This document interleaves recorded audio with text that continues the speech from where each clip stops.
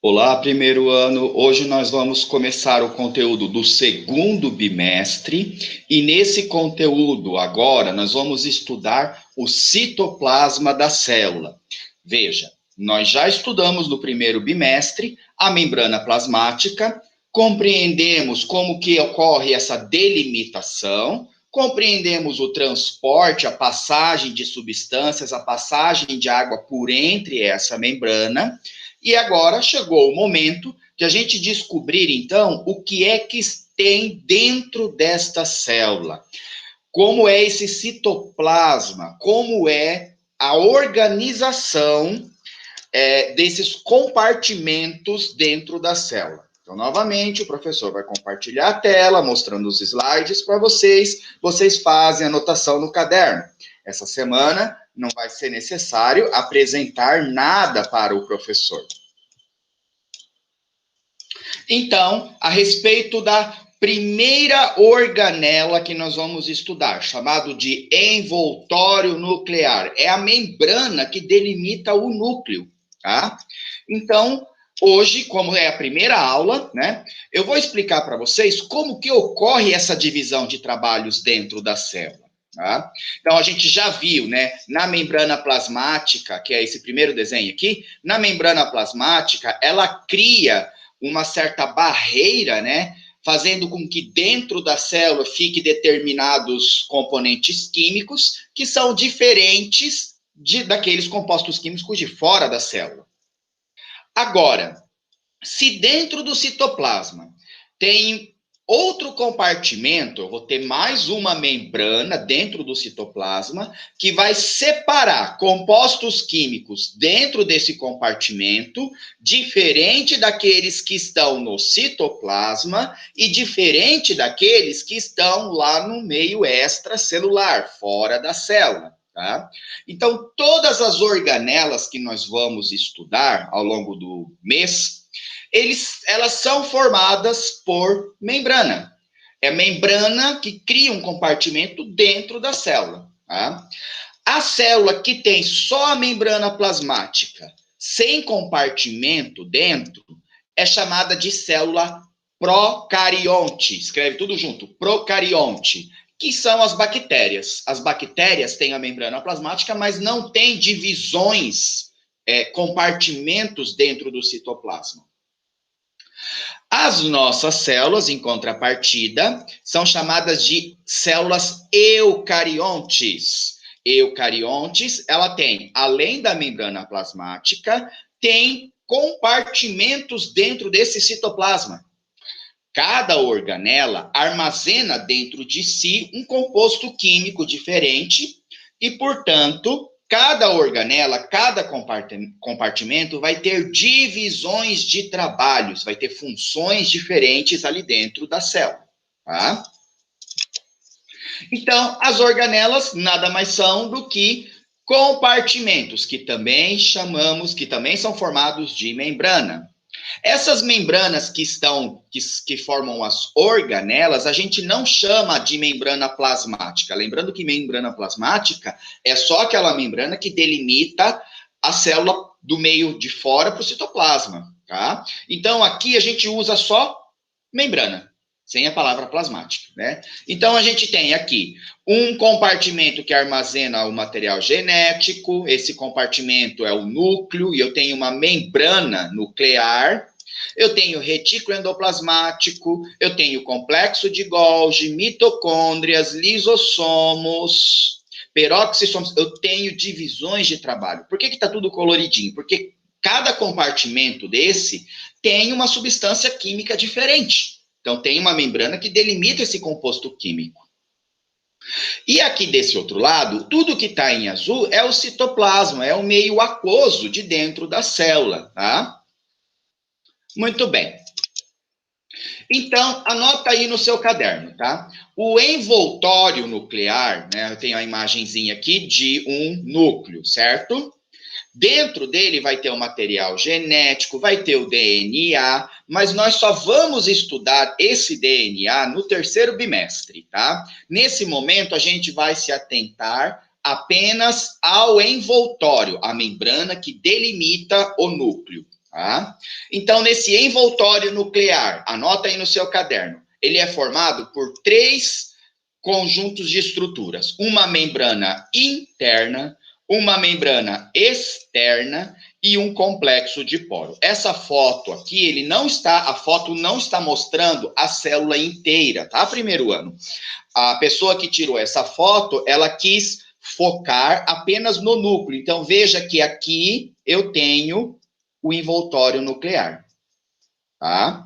Esse lado aqui é o citoplasma, tem outras organelas aqui, né? E dentro do núcleo fica o material genético, o DNA, que nós vamos estudar mais para frente. Mas para esse momento, eu quero chamar a atenção de vocês. Observem aqui que tem 2 membranas. Tenta dar um zoom no vídeo aí para você observar bem isso.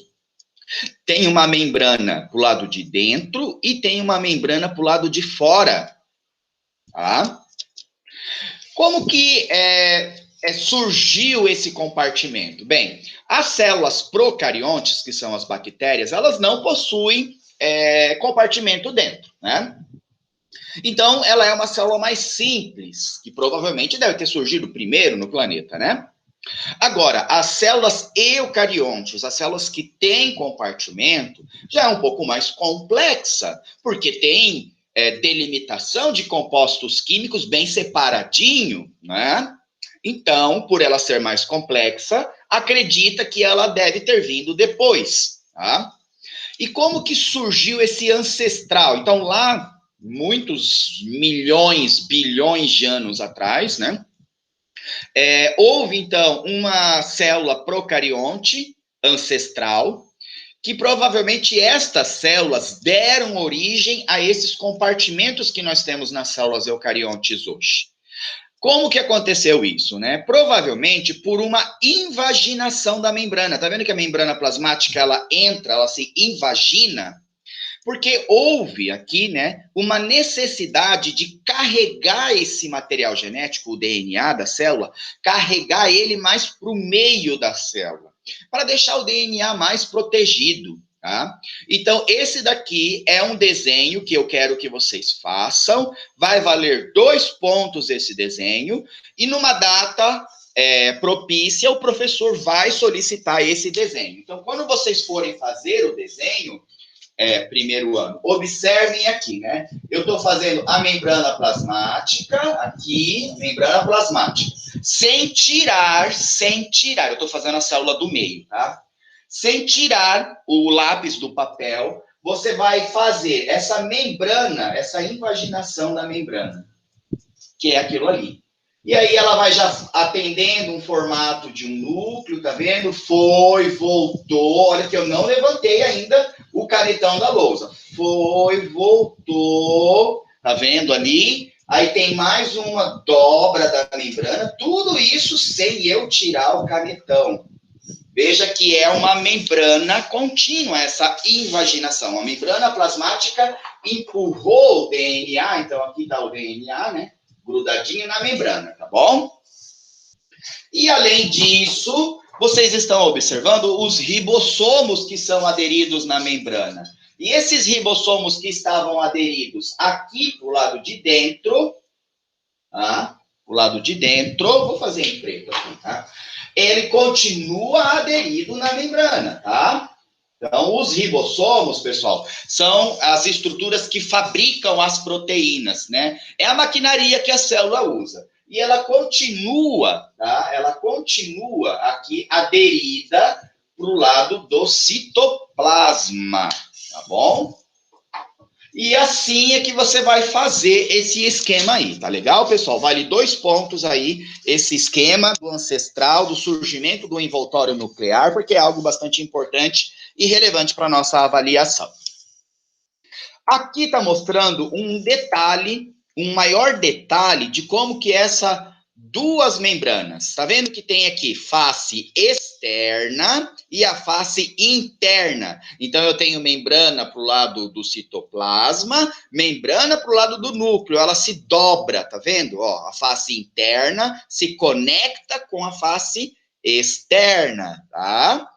Quando elas se conectam, formam uma abertura, que é um poro. Por quê? As estruturas, elas entram e saem, existem várias estruturas que entram e saem do núcleo para o citoplasma, do citoplasma para o núcleo. Tá? Então, esses complexos de poro permitem entradas e saídas de substâncias. É lógico, né? Primeiro ano que vai ser tudo muito bem controladinho aí. Não é qualquer um que entra, qualquer um que sai, não, tá? E aqui a bicamada dos fosfolipídios, que nós já vimos no primeiro bimestre, na aula de membrana.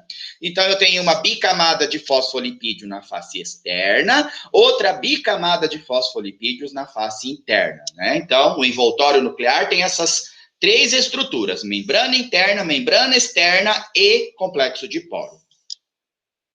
Aqui uma foto também só do núcleo, né? Ele focou ali, deu um zoom para tirar só o núcleo. Ao redor aqui eu tenho o citoplasma e veja que tem duas membranas, uma membrana para o lado de fora, chamada de externa, e uma membrana para o lado de dentro, chamada interna. E aqui esses pontinhos são os complexos de poros, são orifícios, poros, né, que permitem, muito bem controlado, entrada e saída de substâncias. Aqui um detalhe da membrana externa, né? A membrana externa, ela vai ter ribossomos aderidos e ela vai ser contínua com uma organela que a gente vai ver no próximo vídeo, chamado de retículo endoplasmático. Então, o retículo endoplasmático, ele é contínuo, ele sempre vai estar grudadinho com a membrana externa do envoltório nuclear. Na hora de fazer um desenho de um retículo endoplasmático, ele vai estar perto do núcleo, sempre. Tá? E aqui a membrana interna, tá? A membrana interna, ela forma uma estrutura para segurar ali, prender o DNA, para o DNA não ficar lá de qualquer jeito, entende isso? E quando a membrana interna se funde com a membrana externa, forma um poro, um buraquinho, um poro que permite a entrada e saída das substâncias, né? Veja aqui, um detalhe, um zoom, né? Aqui é a parte do núcleo e do outro lado parte do citoplasma. Membrana interna do envoltório nuclear. Olha que essa estrutura aqui é exatamente a estrutura que o professor fez. Tem uma membrana interna, tem uma membrana externa. E a membrana externa, ela é contínua com o retículo endoplasmático rugoso. Tá vendo aqui o retículo endoplasmático rugoso? É contínuo com o envoltório, tá? Então, a membrana externa tem os ribossomos aderidos. A membrana interna não tem. Quando um se funde no outro, forma um poro. Aqui a membrana interna, mostrando que ela segura ali o material genético, o DNA. Aqui a estrutura também, né, uma rede para o lado de dentro do núcleo, tá vendo? Uma rede que sustenta, que segura o material genético. E esses buraquinhos aqui são os complexos de poro. A membrana interna se funde com a membrana externa. E a membrana externa é contínua com retículo endoplasmático, tá? Olha o complexo de poro. Então, aqui eu tenho citoplasma, aqui eu tenho a parte de dentro do núcleo. Membrana interna, tá? Essa redezinha aqui, verde, é a redezinha que vai sustentar o material genético. Aqui a membrana externa. O desenho não está mostrando, mas tem que colocar os ribossomos aderidos na membrana externa. Quando a membrana externa se funde com a interna, formam um poro, tá? Um poro que tem todas essas estruturas coloridas ali, porque cada uma delas faz um controle de entrada e saída. Parece uma cestinha de basquete, né?